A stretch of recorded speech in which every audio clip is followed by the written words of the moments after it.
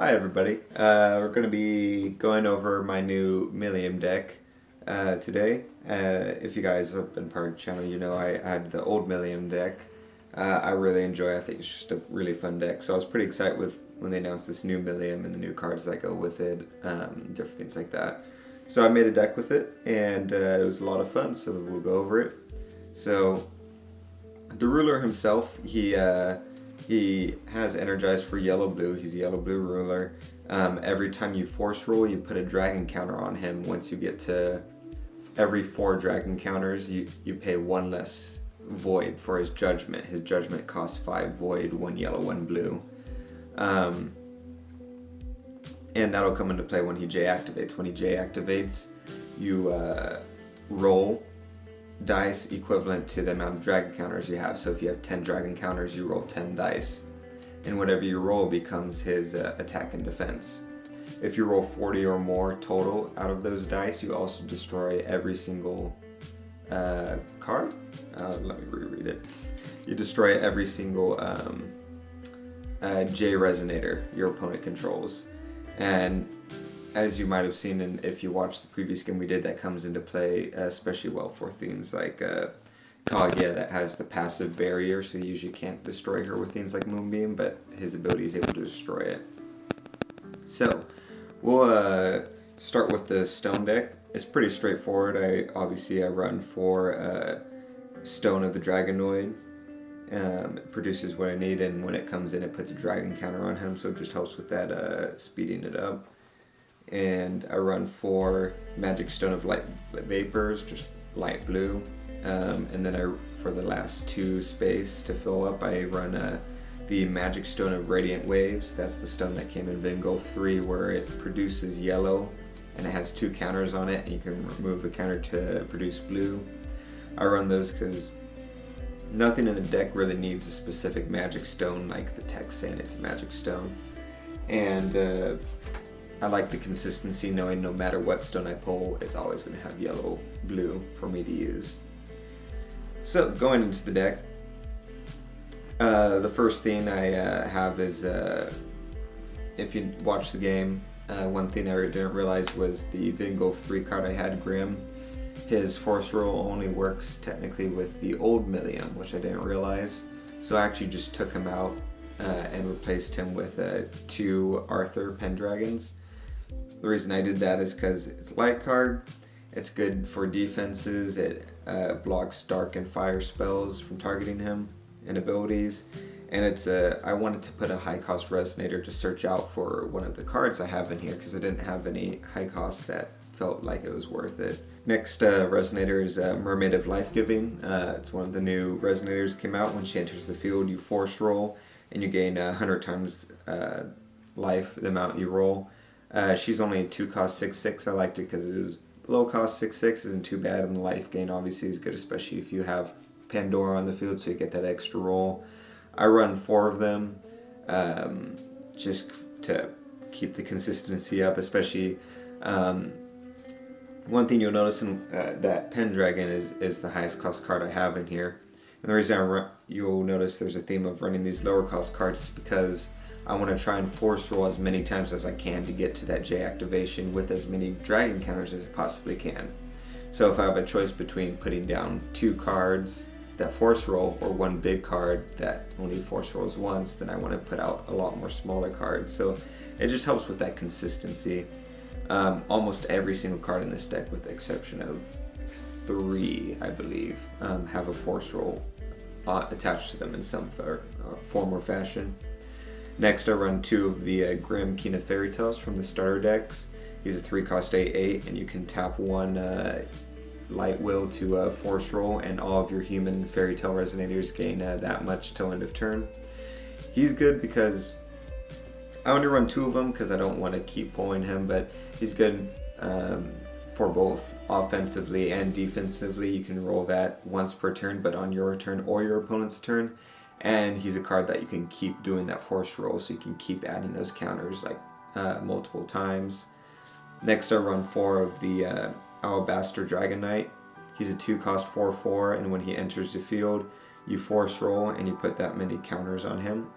similar to Kid Puss in Boots, except he's one more cost and he has a higher starting attack and defense. I put him in there for the same thing, same consistency, the force roll, and don't have to worry about things like Mikage killing him before I can even force roll. Tiny Alabaster Drake, I only run 2 of them. The reason I have them in here, for obvious reason, it has the force roll whenever you attack. However, he doesn't gain the thing permanently. So he's just a 1/3 flyer, which isn't very strong unless he attacks. So I didn't like how ironically inconsistent that was compared to things like Kid Puss in Boots. Speaking of which, I have 3 Kid Puss in Boots. Obvious reasons, it's a 1-cost drop that force rolls and he gains that many counters. So if Pandora's on the field, he can be a 13/13. If there's multiple Pandoras, obviously the number can keep going up to what his maximum can be. I run 2 Dragonoid Tailor. This is another new resonator. He's a 2-cost 5/7. You can tap him to force roll, and target J resonator gains minus X attack until end of turn. Not defense, unfortunately, but the reason I run him is because he's a 2-cost. He has a decent attack and defense. You can not only lessen the blow of enemy resonators, but make it so certain things would die when they otherwise wouldn't. An example would be like, say, if you targeted Prisha, the Exploding Flame, with her first strike. If you get her attack low enough in a fight where normally she wouldn't die because of her first strike, suddenly now she can. And also, it's a tap ability, so you can tap even if it's at the end of your opponent's turn and they don't have resonators. You can still tap for his ability on one of your resonators, so you at least get that force roll to get those counters onto your J ruler. Next, for obvious reasons, I'll run 4 Pandora Hope Weaving Queen.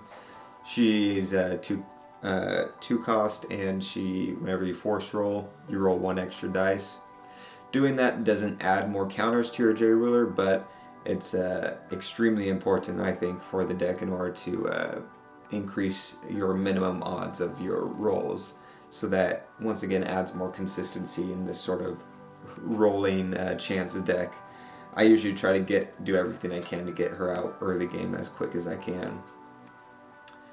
Next, we're going to be moving on to spells now. The first one is the new one, the Alabaster Dragon Princess Rescue. I run 3 of these. It's a 4-cost and has 2 abilities. If you control a light and a water resonator, you can use both abilities, otherwise you just use one.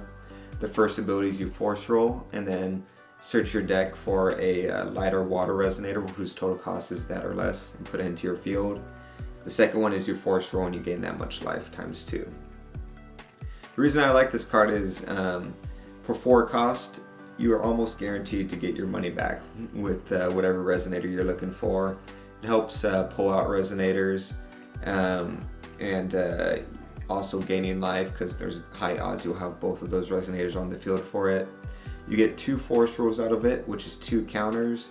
If you grab a resonator that has an enter ability for a force roll, then for 4 costs you just got a minimum of 3 force rolls out of it.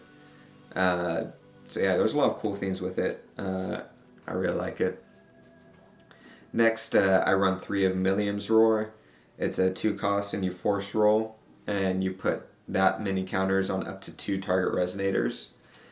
So I like that because it buffs 2 resonators, and it doesn't just buff them, it permanently buffs them, and it buffs them with counters. So that's a good counter for things like Bear Magic. Now Bear Magic won't get rid of those counters, and since there's not a lot of counter spells or anything in this deck, different things like that just help overall with the deck, I think. I run 4 Dreams of Flight. I don't have, with the exception of Alabaster Drake, I believe I don't have any flying resonators, so that's a good way to keep flying on the field. Easy 1-cost force rolls, Remnant for more easy force rolls, and being able to swing for a lot of damage essentially. It's just an essential card to have in the deck.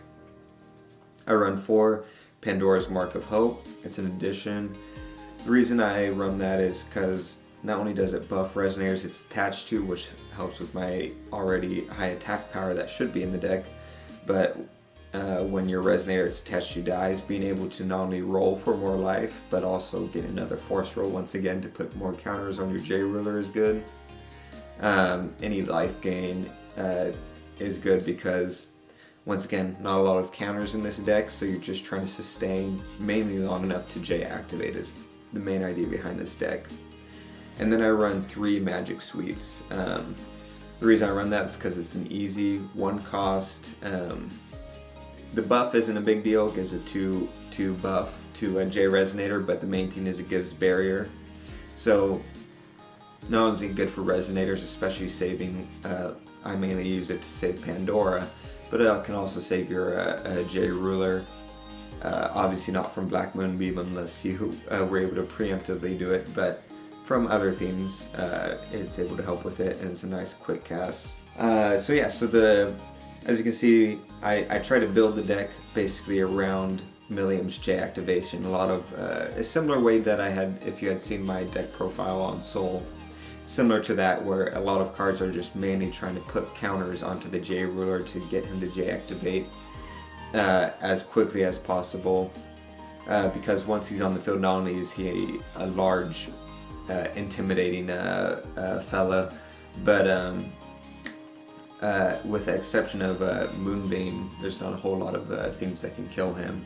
And if you roll that 40 that you need to, then it's able to clear your opponent's field. So even if you don't swing with him, if you have resonators on your field already, you're able to swing with them through an empty field onto your opponent. So it's just a lot of high damage, hitting your opponent really hard, and it's a lot of fun. So yeah, I hope you guys enjoy it. Say goodbye.